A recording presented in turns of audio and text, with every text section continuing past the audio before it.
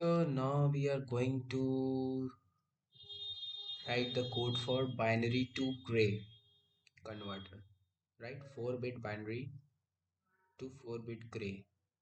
So come to design sources and then right click and then add sources and then select the second one, that is add or create design sources.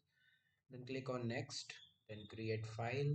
Then here we have to select VHDL.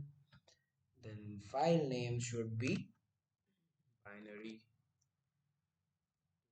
gray, right? And then you have to click OK. Since my file already exists, so I will be not creating the one you have to create. Click OK. You can change the name to 4-bit. Okay, so click OK. Then you will finish it, right? When you will finish it, so you will get bind this window where we have to select the port. So while selecting the port, change the behavioral to data flow. Then here we have to write B and then G, B for gray, B for binary, and then direction of B will be in and direction of G will be out, and we have to make both as a bus. MSB will be 3, right? And what is 3? Here 3 and this will be LSB will be 0. So what is 3? 3 is up to how much bit the B will go, right? B0, B1, B2, B3. So total 4 bits. Similarly, G0, G1, G2, total 4 bits. Okay. So after doing this, click on OK.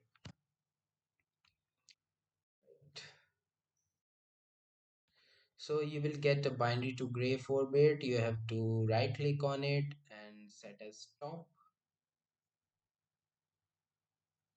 Similarly, come to simulation sources. Here also you have to set binary to gray code as stop. Right now, double click this design source code binary to gray. Here, remove these commented lines. Now we will write the code. So here B is the input and G is the output. So in binary, the G3 will B3, right? While converting binary to gray, we have already seen that B3 is equal to B3. G2 will be G2 will be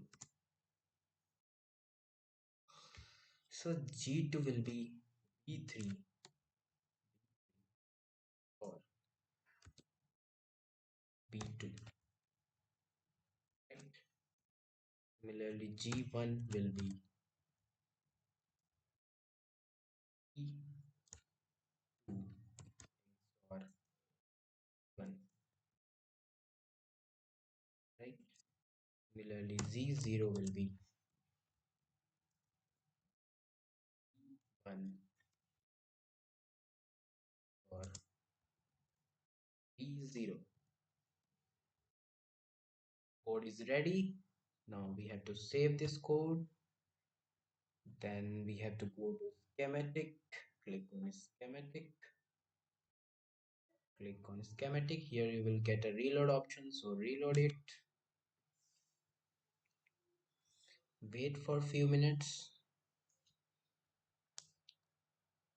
After reloading, you will get the schematic. So here we can see the schematic of binary to gray. Here binary is inputted 0 to 3, that is B0, B1, B2 and B3 are the 4 bits, and this is the internal circuit, and this is the output, that is 0, G0, G1, G2 and G3, right? Then go to run simulation, click on run behavioral simulation, and then you can save it. You can save it